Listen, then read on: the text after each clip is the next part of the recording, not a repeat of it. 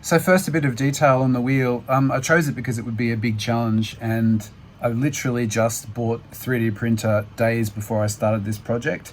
I'd always been looking at 3D printing because I do a lot of synth repairs and replacement of components on synths like knobs and so forth, which I thought a 3D printer would be perfect for, but also for making brackets around the house and fixing toys and all sorts of stuff like that, fixing my son's toys, which I have to do a lot. 3D printers are amazing, but for this, I really wanted something that was a challenging thing to do so I could learn about the different filament types and all the different ways that I could use them. So let me show you the printer that I went for. It's just an Ender 3 Pro, and I've put it inside this rack box just so I could wheel it around if I need to. And yeah, I've just got a cover over the front of it, which I can slide across and cover if I'm doing ABS or polycarbonate, because it works better if you keep the heat in. So that basically gets covered up back and front and keeps the temperature up so it doesn't warp as easily, but they're still quite difficult to print. But yeah, I went with the Ender 3 Pro. It's a little bit on the small side, and my wheel didn't fit on in one piece to print it, so I'll show you how I got around that problem. But basically, I've done a few upgrades on it. I updated the springs underneath to make them a little bit tighter so they don't go out of calibration as often. It's got a Swiss direct drive head on it, and also a metal hot end, which allows me to do higher temperature filaments like ABS and polycarbonate. And I put the direct extruder on there because I was printing in carbon fiber and it started to wear out the gears, so that's why I've gone for that. And also a hot end nozzle, so a hardened nozzle that can handle harder materials. So they're the three upgrades I did: direct drive, hardened nozzle, and metal hot end. So about $300 worth of bits on it, but apart from that, it's a stock Ender 3 Pro.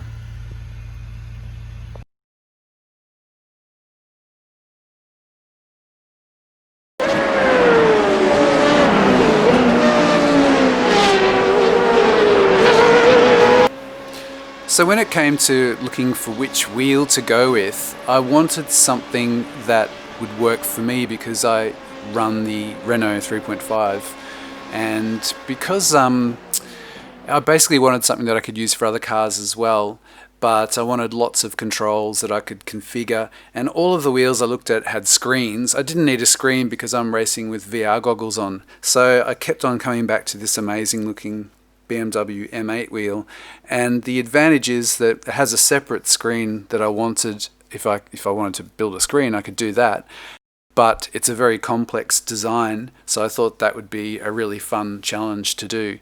So the car is awesome, by the way, in iRacing, if you want to go and have a go of that. So checking out this wheel, there are Rotary Encoders push buttons, as I mentioned before. All the buttons here are backlit, so I've actually created them in multiple parts and have an LED inside each one of them to light up. I also have backlights here on these rotary knobs, which is a bit hard to see, but I'll see if you can see it. But each one of these rotary knobs has a little indicator inside, which shows you the number that it's on, so they're backlit as well, and looks amazing at night time. The irony is that I'm running in VR, so I'm using virtual reality goggles, so I don't see this while I'm driving, but you get very familiar with where everything is laid out, and I want it to look really nice anyway. It's carbon fiber wrapped using resin, epoxy resin and carbon fiber, and the wheel grips have vibrating motors inside them. That's what these little sections are here, and there's actually a big vibrating motor in there, which I also have installed on my pedals as well. But these are fantastic, give you really good feedback from the wheel. That's controlled via SimHub software, and all of these controls are mappable within sim racing or any other PC software that you're using.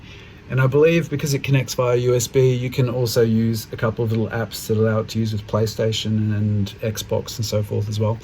But yeah, there's a quick release on the back, which fits to my basic Logitech G27 hub, which is going to be replaced at some point, but until then that works fine. That's all 3D printed. There's magnetic shifters as well. And yeah, there's a little controller box which I've also designed, which is down here. And let's see if you can see it. This little controller box here has a BMW logo on the front of it, but that's has power going into it and 2 USB ports going out, and that's what I connect my multi-pin connector that's on the back of the wheel to.